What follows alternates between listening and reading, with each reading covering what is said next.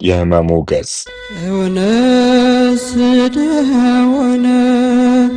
ኢየሱስ ክርስቶስ ዋለ እንዴት ቢወደን ነው በሞቱ ያጸናን፣ በስቃዩ ሲቃ ከኃጢአት ያነጻን።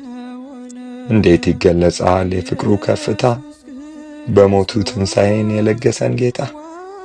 ማን ነው ጻድቅ ቅዱስ እሱን የመሰለ፣ በመከራው ሰዓት ይቅርታን ያደለ? ማንም ማንም የለም። ኢየሱስ ክርስቶስ ዋለ በአደባባይ። የእኛስ ጌታ ሕመም እንዴትስ ያለ ነው! የትኛው ቃል ይሆን የሥቃዩን ጥልቀት የሚተነትነው? ገረፉት ሥጋው ከአጥንቱ እስኪለያይ ድረስ፣ የሲቃው ጩኸቱ እስኪሰማ ድረስ ገረፉት።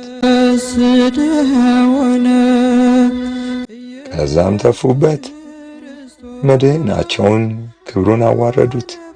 ገርፈውት ሲያበቁ እየተፉ ናቁት።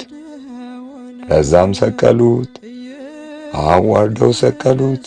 ምድር አለቀሰች፣ የሥቃዩን ግዝፈት ሰማይ መዘገበ።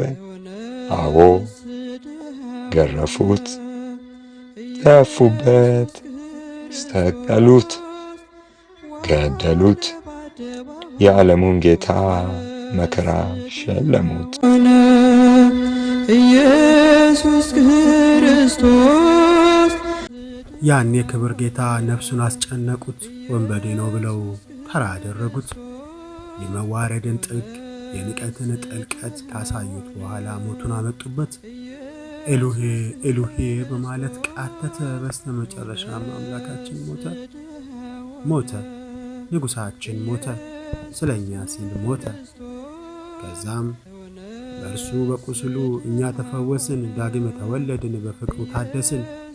የተገፋው አባት መልካሙ እረኛ፣ በሐሰት ከሳሾች በጲላጦስ ዳኛ የተፈረደበት ሞትን ታሪክ አድርጎ ሕይወት ቀጠለበት። አዎ ሞት የሌለውም በሱም ተሸንፏል። የዘላለም ንጉሥ ክርስቶስ ተነስቷል። ሆነ ኢየሱስ ክርስቶስ